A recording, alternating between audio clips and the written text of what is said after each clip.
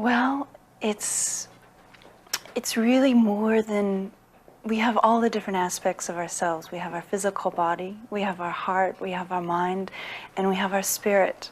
And so much of what we read touches our intellect and our mind and our heart, and there's wonderful new exciting things for our bodies, and exercise and nutrition and new herbal remedies that people are becoming more aware of, these alternative treatments. And our spirit can be touched in a way that's beyond the mind, that's beyond the intellect, beyond words and lectures and stories. And so even beyond a regular song.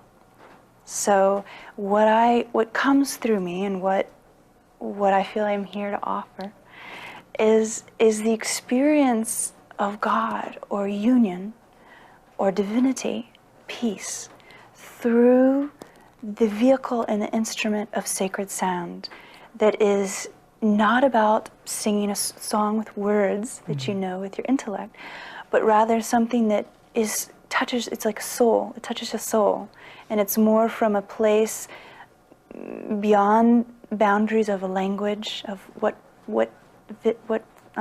country you're from and language you speak, but it touches your soul essence and gives you the experience of stillness and serenity and what we call the music of the spheres, or the angels.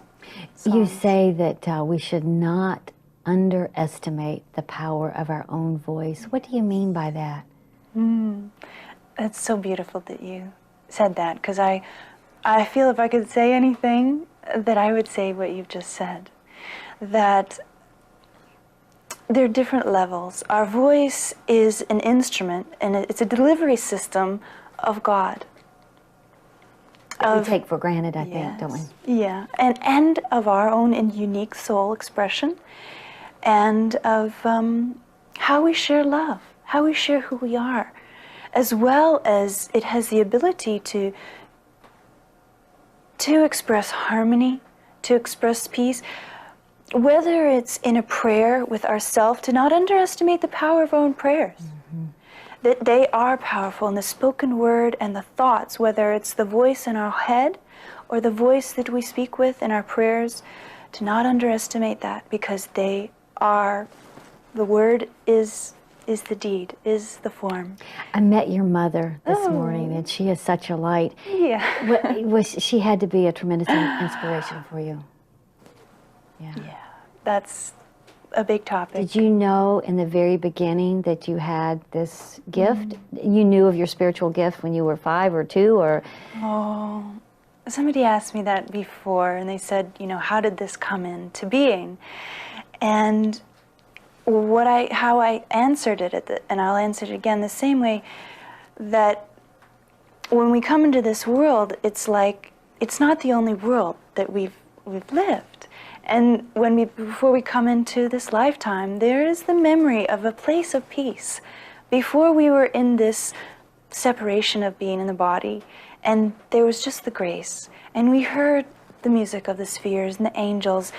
And it's really the angels singing in the music of the spheres is simply the feeling of the peace manifested through song, sound, music. And when I was really little, I sang, 3 to 4 to 5 years old. My mother was an opera singer, but I never really heard her sing. And so I had these influences of this type of thing, and I've called it celestial mystical opera, a voice of the angels, to give it some sort of category. But it's to bring in what we hear before there's what seems to be chaos in this form. And the healing that occurs is what's happening with us. I mean, it's a vibration that we evoke ourselves, and certainly can feel from you. Tell us a little bit about what is transpiring. At the time that I'm bringing it through with myself and others. Well, what happens is I center myself, ideally, to a very still place, and I become attuned to that center and to that place of grace and peace and love and unconditional beingness that is full and empowered and centered. And then when it's delivered, people experience many different things, sometimes great healings, and whether you call chakras opening or some awareness that comes, or a memory, or even healing of the physical body. Although I don't really worry about those things when I'm doing it. My intention is to share peace and grace and stillness and harmony, and to give people the experience of what they are, because so much in the world is a reflection of busyness and worry and all these things. So it's a reflection of a state of grace, to remember that peace and to bring it in through all of our activities. Well, it's bringing in that vibration of harmony, and our voices, as we speak, vibrates to our whole body. So every cell aligns with the vibration of our speaking voice, or a singing voice, or even a hum. So if we can bring in a deeper centeredness when we speak, and even singing, or just the simple, even whistling and humming. Does it matter what we choose? I know you work with sacred sounds. I think it's our intention, that our intention is a calming and a peaceful, and it helps still. It like stills the waters. It's like the waters when they're all rough. Yeah. It calms them, and it can heal our body, because when we use sacred sounds, just means that the intent is more holy, more peaceful, more graceful. And when we allow that to resonate in our own physical form, in our own consciousness, it helps the body uplift, and it helps, I think it helps the body function better. And it's something that we can all do. And it's become very popular. Healing through sound is like probably one of the biggest new movements in healing, and not just alternative, but they use it in the medical fields. They use vibration resonance tones out of machines to actually resonate with cells or illnesses, to match sort of the opposite frequency, and then it disintegrates the illness. Can there be destructive tones or destructive sounds? Just like anything, just like when you're in the city and there's disharmony with too many, even just the simplicity of the traffic noises, it can grate on you. It's an intention. So someone could have an intention where they're maybe making a tone, but there's angst in it, or there's anger, and there's a place for releasing and sort of letting it out. And then you also want to be conscious of, if you're sharing it with someone for a reason of sharing beauty, that your intention is to share beauty, and you find that place inside of you that is beauty, and you present it from there. Well, I first experienced it through silence, through stillness, emptiness, through just simplicity of being that's just not about being. It's not about my personality or my form or what I do in the world. But it's about the heart, about love, how love follows, comes out of that stillness, and that the love is, however it's expressed, is the voice of God. People all over the world experience healing through your gifts, through your spiritual gifts, and that's not something that I say with lightness. There is healing that occurs in our own body, mind, emotions. What, from these audiences and people that come to you, what do you know, or how do you see healing taking place? Well, you're asking me what others experience, and I know my own, and I know what people, the ones that do share with me. And first off, I know what I experience, and I know that whatever I'm experiencing, probably others are experiencing also. So, and many have shared with me. I've gotten letters and calls, and people come to me after I do events, and it always brings me to a state of humility and awe when people share with me, whether it's listening to a tape that I have or an event that I've done. And it never ceases to amaze me, whether people use metaphysical terms or very simple terms like, their chakras open and their heart opened, or they just cried for an hour and it just touched them. I've had people that put in my tape and they just cried when they first heard it, and it touches me. It touches me because I know that that's what it does for me. And when it's someone else and I want to share it, I do it because I have to, because I feel called to, and because it heals me. And I love and I want to serve others to have that experience, to experience the heart of God, to experience the state of grace and peace, and also to remember a place in themselves from a time or timelessness where there is that place that is without concern, without worry, that will be the nourishment for them to go on. And it can heal them physically or mentally, and amazing, wonderful experiences. People have had gone on to do more of their purpose, which is very much my intent, that will help them stimulate to really be who they are and come back to their power and their center and feel their own strength, because our soul essence is our strength. It's what nourishes us and grounds us and gives us the fortitude to take control of our life, or let the spirit, take control of our life, and to stand in our life fully, to stand up fully in our life. So is healing, in your understanding, perhaps removing some of the blocks to be all that we are? So vibrationally, could that be part of what's happening? Well, it's an interesting way of stating it, is healing the removal of blocks out of the way.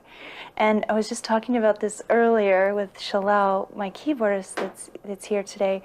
And when we focus on removing something, we focus on that it's there. Mm-hmm. And I think, and I remind myself this all the time, actually, that when we focus on the wholeness that already is, the blocks, like you're saying, do dissolve, remove, open up. I was just saying the other day that the pain is there to actually open the heart so wider to the love. Yeah. And if we go into it and allow it and feel it, it just breaks up barriers. And yes, it is removing the blocks. It is, on many levels, vibration actually vibrates the cell, and it can loosen any tightness, stiffness, or even on the cellular level, that kind of structure, so that it dissolves, blocks dissolve. I know in my own life when I sing or tone or that there is something magical that happens. I guess, what do you say to those that can't sing or don't think they can sing? Do you recommend certain sacred tones or sounds, or definitely they can listen to you and experience it, but what can they do for themselves? Well, that's a beautiful question, because in workshops I teach that, and I share and show people that they can empower themselves whether you're a singer or not. And I think the first thing to do is to just become aware that you have a voice and to use it, and just to even set aside some time to get more familiar with sound coming out of your mouth, because so much of us have been taught to be quiet, to be still, to not make anything unpleasant, to not yell as ladies, and to be proper, even such a simple thing, and that can be very harmful. And I would say that that's a part of a lot of disease in our world, is the confinement and the containment and the properness. There's a way of being proper that's very much in alignment and harmony, and it's not suppressing anything. But if you're trying to contain yourself and sort of overly controlling, you're limiting your expression. So if you can take aside some time to just even make noise, like woo, just playing with your voice like a child does. If you just sit and listen to 4-year-olds, they make the most beautiful music with their voices, and these pure high, low pitches. And it's very important just to get in touch with that, even humming.